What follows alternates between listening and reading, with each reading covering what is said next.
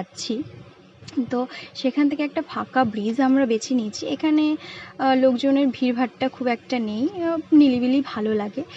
দেখো চারিদিকটা কত সুন্দর, সেটাই আমি ঘুরে দেখাচ্ছি তোমাদেরকে। সুন্দর ফুরফুরে হাওয়া দিচ্ছিল, সেজন্য আরও বেশি ভালো লাগছিল। তারপরেই পাশে একটা টি স্টল, টি সেন্টার এরকম একটা আছে, সেখানেই আমরা গেছিলাম। তো সেখানে আমরা চাটা খেলাম, চায়ের সঙ্গে টাও ছিল, বাট টাটা আমি ক্লিপ নিতে পারিনি কারণ অভ্যাস নেই তো ভিডিও করা, এটা আমার ফার্স্ট অ্যাটেম্প্ট। তো দেখো চা, তার সঙ্গে টাটা ছিল পকোড়া। তারপরে বাড়িতে চলে আসি। তারপরে আমি কি দেখাবো, পরের দিন কি লাঞ্চে আমি রান্না করেছিলাম, সোমবার ছিল, নিরামিষ।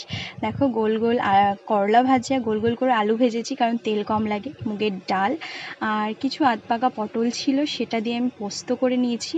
তরকারি করলে কেউ খাবে না, কেউ মানে আমার বর। আর তারপর গ্যাস ট্যাস মুছে